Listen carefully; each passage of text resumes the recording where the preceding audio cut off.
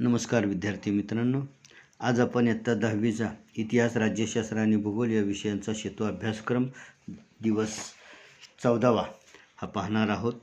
आजच्या भागामध्ये इतिहासाचं प्रकरण आहे 10वीचं पर्यटन आणि इतिहास, आणि त्याच्यानंतर पर्यटन अनेकांना रोजगाराच्या संधी उपलब्ध करून देतं हे आपल्याला माहीत आहे.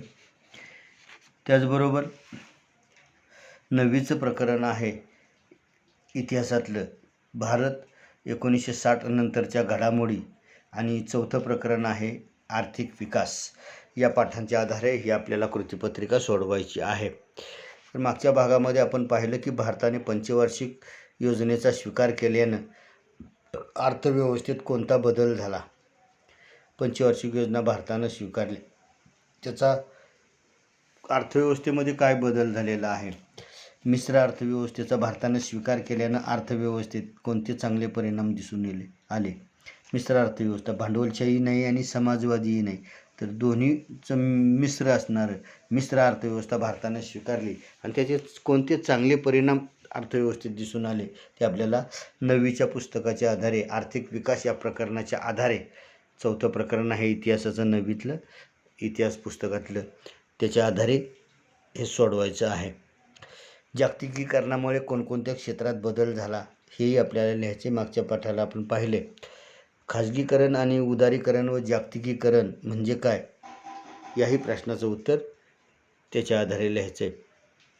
यासाठी तुम्हाला 9वीचं इतिहास आणि राज्यशास्त्राचं क्रमिक पाठ्यपुस्तक लागणार आहे.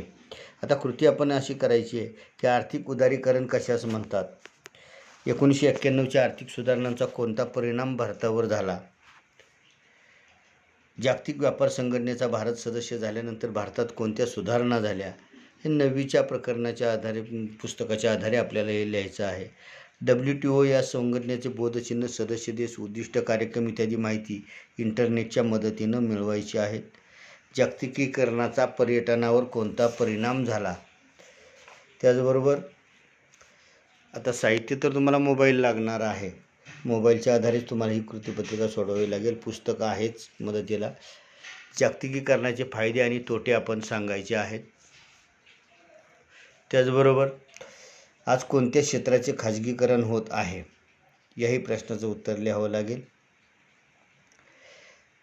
तुमच्यासाठी स्वाध्याय आहे, जागतिकीकरणाचा शेतीच्या क्षेत्रावर कोणता परिणाम झाला, जागतिकीकरणामुळे औद्योगिक क्षेत्रात कोणता बदल झाला, आधुनिक भारताच्या इतिहासात 1991 हे साल महत्त्वाचे का ठरले. हे आर्थिक विकास या 4थ्या प्रकरणात इतिहासाच्या 9वीच्या पुस्तकात तुम्हाला याची सर्वांची उत्तरं मिळून जाणार आहेत. आणि नजीकच्या काळात राष्ट्रीय बँकेत शाखेस एखाद्या भेट देऊन त्यांच्या कामकाजाची माहिती मिळवता आली तर ती मिळवायची आहे. ही कृतीपत्रिका आपण सोडवल्यानंतर मी उद्याच्या भागामध्ये आपण एक चाचणी घेणार आहोत. 14 दिवस झालेले आहेत. 15व्या दिवशी एक चाचणी असते.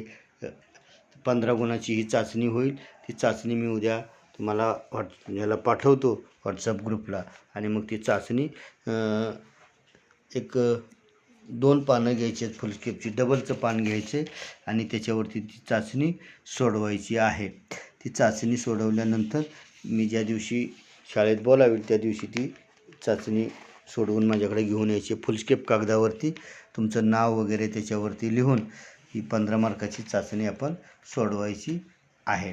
धन्यवाद.